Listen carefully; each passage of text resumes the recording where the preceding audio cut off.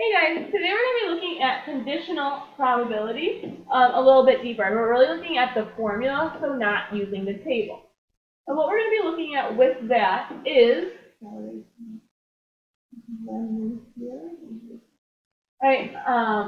is this formula here. The probability of B given A equals the probability of A and B divided by, and there's actually a typo here. This should be not the probability of B, but the probability of A.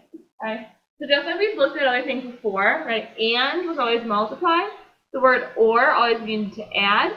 And the word given means to divide if you're just using the formula. Okay? So we're doing P of A and B divided by P of A. One way to help you keep track of which one's divided over the other is make sure you always have a probability of less than 1. If your number is greater than 1 or your fraction is greater than 1, you're probably having to switch. Okay, so your number should always be less than 1. And when we look at the table, this makes sense. Because if you remember what we were doing yesterday, find the probability of male, given they lived in, or they were involved in activities, right? We're going to say that their male was B, and that they're involved in activities was A. So if I look at this, right, I'm looking at, and given that they're involved in activities. Well, looking at P of A and B, well, okay, male and involved in activities is 112 over, well, A, just involved in activities is 251. 112 over 251, just like we saw yesterday. So that's kind of where that formula comes from. We also have the P of A, B given A equals the P of B, and the P of A given B equals the probability of A. This is our independence test. If it asks, are these independent, right? If I can find the probability of B given A and find just the probability of B, if they're equal, then those are independent. It's kind of like our independence test before. Okay? So let's go ahead and turn the page and look at some examples. Okay? Looking at example 4, in a study designed to test the effectiveness of a drug, right? Half of the volunteers received the drug. The other half of volunteers received the placebo, right, which is a tablet or pill containing no medication. The probability of a volunteer receiving the drug and getting well was 45%. What is the probability of someone getting well given that he received the drug?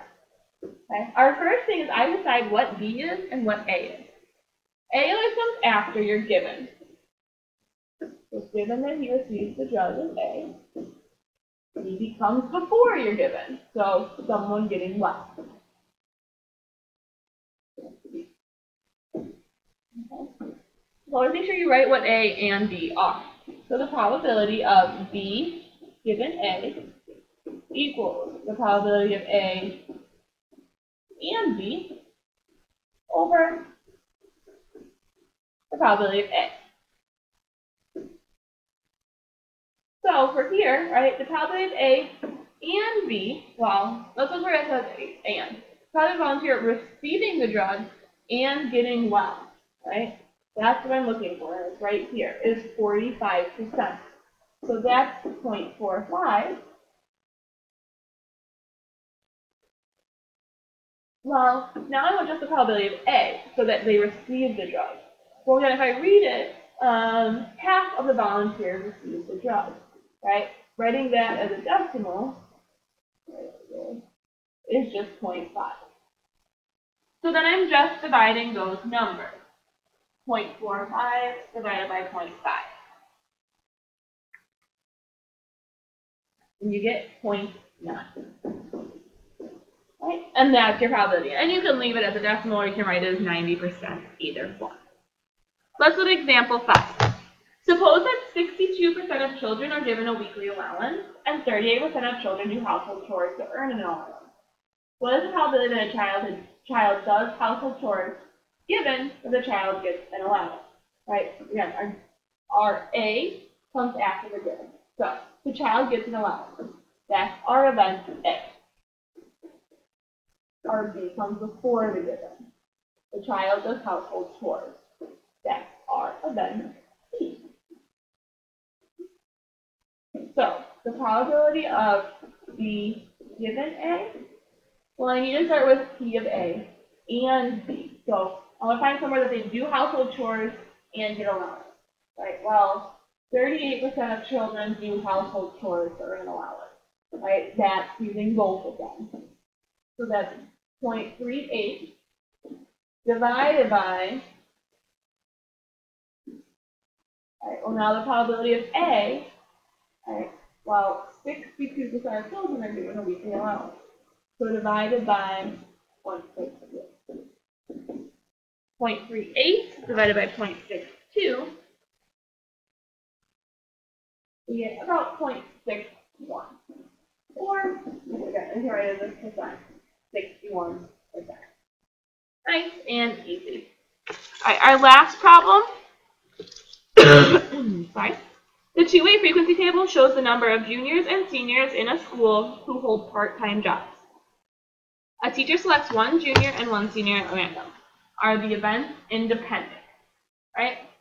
So, we are going to look at these two events. Event A, the selected student is a senior. Event B, the selected student has a part-time job. Okay? So, for these ones, start by finding the probability of B. Right, the probability of B given A has to equal just the probability of B. In order for them to be independent, that has to be true. That's our independent step. So I'm going to start by finding the probability of B given A.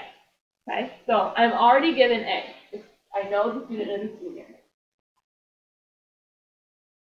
Right, so what is the probability they have a part-time job? Well, 95 out of 181, right, have a part-time job.